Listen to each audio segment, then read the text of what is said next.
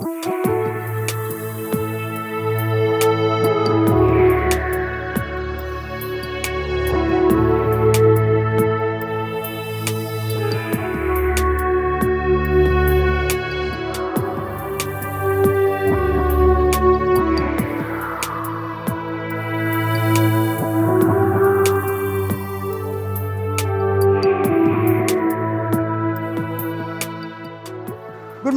Morning from UP Kanpur দেহাত।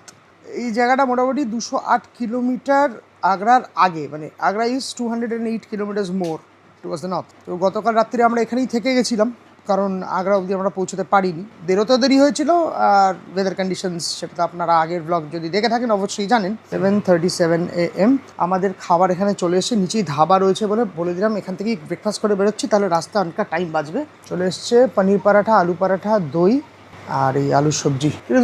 ঠিক আছিস গোরা? ঠিক আছিস? চল ফটাফট খেয়ে নিয়ে লোডিং করে বেরিয়ে যাবো। এখন বাজে 9:31। এই লাকি ধাবা থেকে বেরোচ্ছি। খুব আনলাকি একটা ধাবা, আমাদের এখান থেকে ইউটার্ন নিতে হবে। এদিকে কলকাতা, বারাণসী। সকালে আজকে বেরোতে হেভি দেরি হয়ে গেল, কারণ সকালবেলা না ছিল ইলেকট্রিসিটি আর না ছিল জল। সারা রাত আমরা তিনজনই গরমে কষ্ট পেয়েছি, কারণ এসিটা নন এক্সিস্টেন্ট ছিল, জানলা দরজা খোলা যায় না, সব সিল্ড। তো দিস ওয়াজ ভেরি ব্যাড।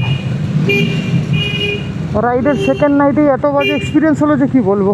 তো এখান থেকে সোনিপত সেট করেছি ম্যাপ, 443 কিলোমিটার দূরে হোয়াইট হাউস রিজেন্সি বলে একটা হোটেল।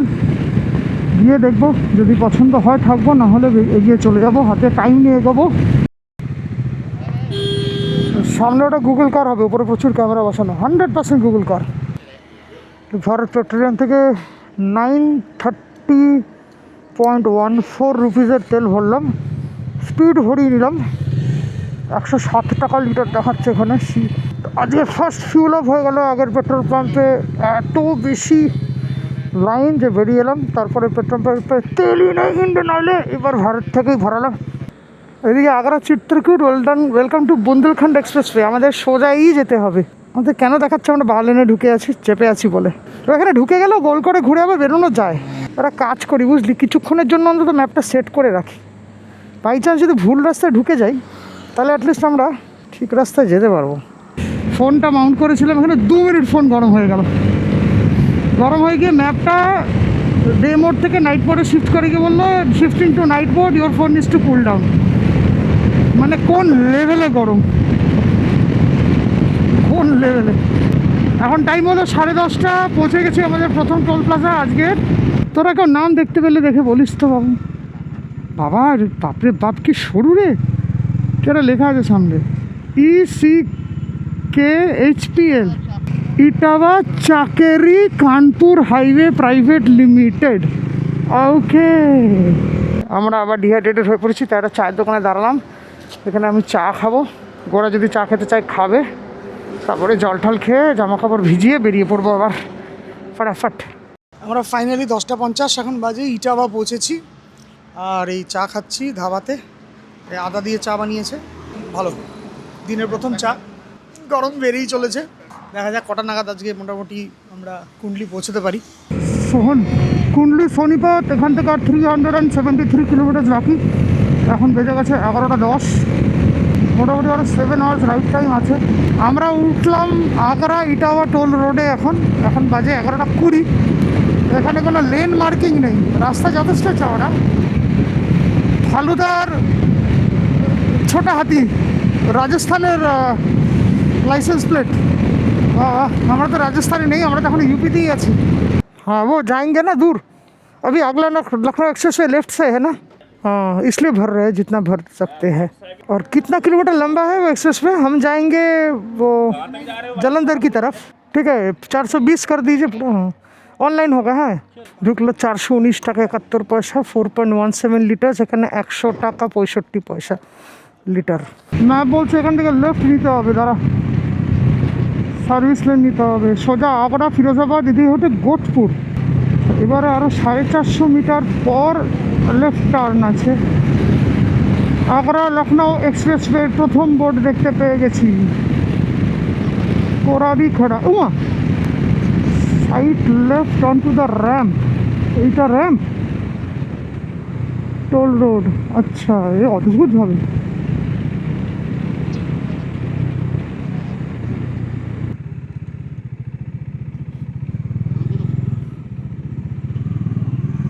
জুবি না ইঞ্জিনটা অফ কর কথা শোনা যাবে না কিছু সোনিপথ তো কি বললো এক্স্যাক্টলি কত অবধি কাটছে আগ্রা অবধি কেটে দিচ্ছে 90 টাকা নিল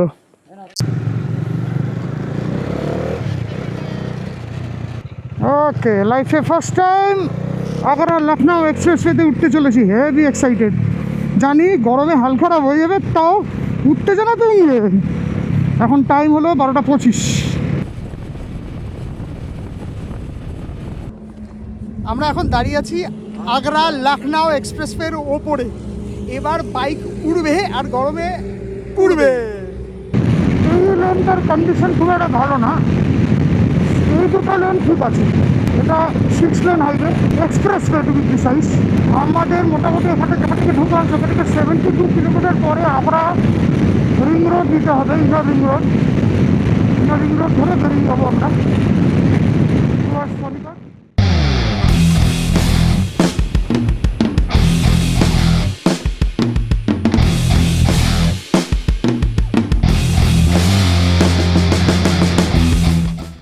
আমরা মোটামুটি 20 কিলোমিটার মতন 110-এর উপরে ক্রুজ করেই যাচ্ছি this expressway is absolutely empty হাতে গোনা কয়েকটা গাড়ি যাচ্ছে এখানে হাইওয়ে হিপনোসিস হয়ে যাওয়ার মারাত্মক চান্স আমাদের মোটামুটি 72 কিলোমিটার কভার করে দেবে এটা তারপরে আমরা আগ্রা রিং রোড ধরবো সম্ভবত ইনার রিং রোডটা ধরবো প্রচণ্ড গরম হেভি মজা লাগছে আর এটা ইনফরমেশন দিয়ে রাখি এই Agra Lucknow expressway speed limit হচ্ছে 120 আমরা এখন আগ্রা লখনউ এক্সপ্রেসওয়ের উপরে দাঁড়িয়ে পড়েছি মোটামুটি 45 কিলোমিটার মতন কভার করা হয়েছে এখন গ্লুকন্ডি বানানো হচ্ছে কোথাও কোনো শেড নেই রোদের মধ্যে দাঁড়িয়ে আছি আমরা যে বেঁচে পৌঁছাবো কিনা সন্দেহ আছে আমার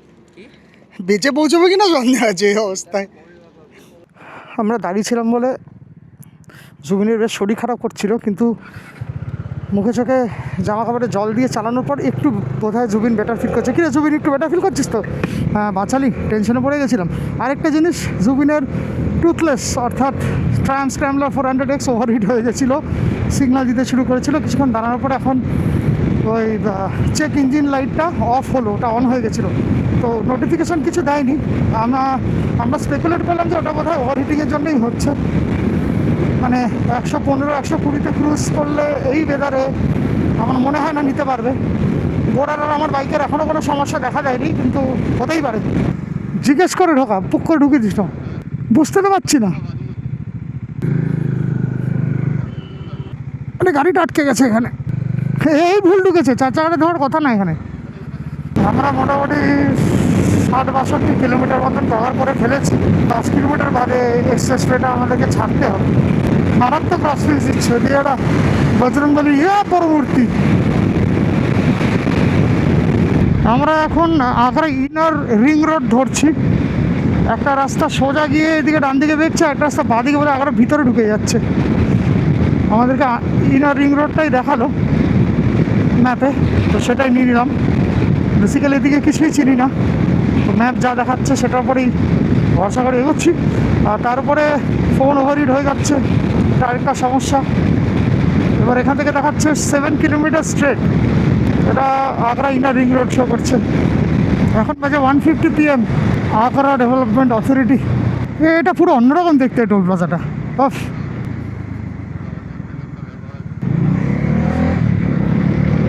চলো এখান থেকে আমাদের ডেস্টিনেশন আলো 247 কিলোমিটার বাকি আছে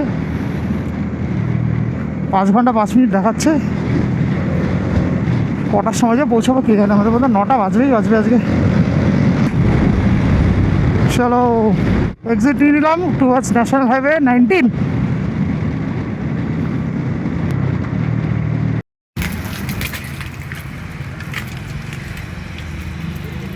শীতল জলে আমরা স্নান করছি আমি যাই একটা 20 মিনিটের 25 মিনিটের মধ্যে একটা ব্রেক নিলাম, গায়ে জল ফল দিলাম, নিয়ে আবার রওনা দিলাম। এখন 2:31 বাজে, আড়াইটায় ধরলাম। তো মোটামুটি 30 কিলোমিটার দূরে একটা ধাবা রেস্টুরেন্ট কিছু একটা সেট করেছে রুবিন ম্যাপে। এবার গিয়ে ওখানে আমাদেরকে লাঞ্চটা সারতে হবে। বিভৎস গরম, মারাত্মক লু বইছে, 46 ডিগ্রিজ তো এখন রয়েছে। আমরা এখানে দাঁড়িয়েছি 7 রেস্টুরেন্ট। অ্যাড্রেস হচ্ছে হীরালাল কি পিয়াউ, না পিও, হীরালাল কি পিও, NH2 আর টনি আগ্রা। লাইফে প্রথমবার নিজে আগ্রা এলাম। এখানে সব বাইক পার্ক করে দিয়েছি আমাদের ফাটাফাটি। আর এই হচ্ছে রেস্টুরেন্ট। চলে এসছে মালাই কোফতা, দেখে নে, তুলে দেখে নে। না না লাগবে না। লাগবে না তো? সেবার রুটির অপেক্ষা। একটা স্যালাড আমরা অলরেডি উড়িয়ে দিয়েছি।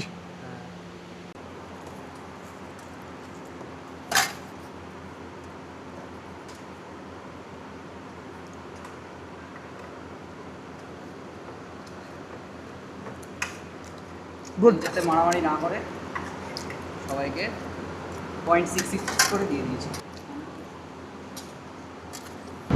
এখন বাজে 4:18। আমরা এই রেস্টুরেন্টটা থেকে রওনা দিলাম।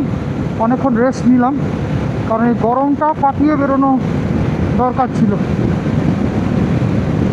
তো we waited off the sun and now we are back on National Highway 19 again. সোনপত 219 kilometre. তো আমরা দেখি যদি সোনপত অব্দি পৌঁছাতে নাও পারি, দিল্লি আউটার রিং রোড ধরে ওখানে পরপর কিছু হোটেল কোথাও পেয়ে যাব, ওখানে ওটা কোথাও থেকে যাব। তাহলে কালকে আমরা মোটামুটি 420 কিলোমিটার মতন কভার করে ফেললে জালান্ধার ঢুকে যেতে পারবো। আমরা আলটিমেটলি NH19 ছেড়ে NH44-এ উঠে পড়েছি। আমরা যমুনা এক্সপ্রেসওয়ে নিচ্ছি না, আমরা এদিকে চলে যাচ্ছি। যমুনা এক্সপ্রেসওয়েতে বোধহয় বাইক এখন অ্যালাউ করবে না, এই জন্য দেখাচ্ছে না ওদিক দিয়ে। আর যমুনা এক্সপ্রেসওয়েতে উঠলে আমাদের সমস্যা হবে, কোনো শেড নেই, কিছু নেই, দোকানপাট নেই। ওই রিস্কটা আমরা নেবো না এই গরমে। আমরা NH44 ধরেই বেরিয়ে যাচ্ছি। কী নাম এটা? মাহুভান টোল প্লাজা। আচ্ছা, মাহুভান টোল প্লাজা। এখন টাইম কত? 4:33। মথুরা, তাই তো?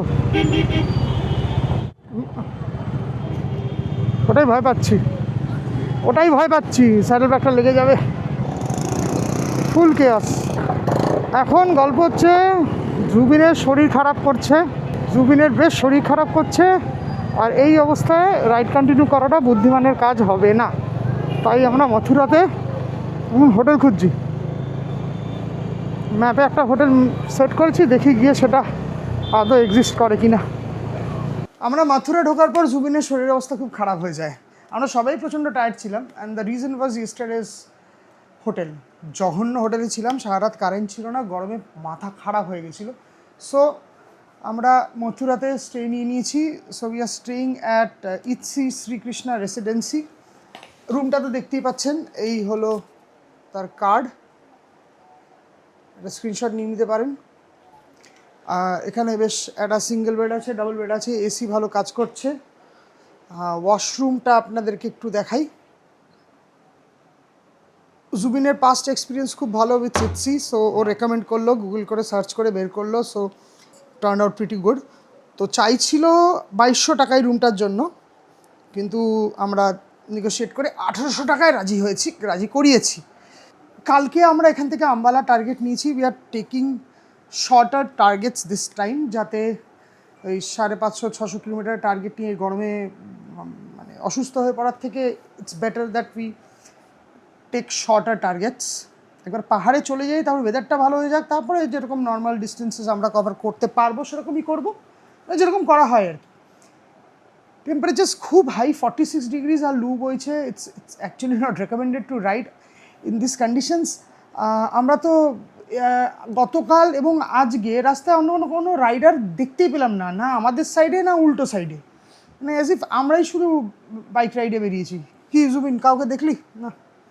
গোড়া কাউকে দেখলি? অনেকগুলো আমরা হেভি রাইডার দেখেছি, একদম মানে যারা এরকম শিং শিং করে ছাপরি রাইডার যাদের বলে, ওরকম হেভি রাইডার অনেকগুলো দেখেছি, বাট প্রপার ভদ্র রাইডার এখন একটাও দেখতে পাইনি। তো এই হচ্ছে ব্যাপার। তো আজকের ব্লগটা এখানেই শেষ করছি, দেখা হচ্ছে কালকে। So till then stay tuned, stay subscribed to Bengali Backpacker. See you in the next vlog. Bye bye.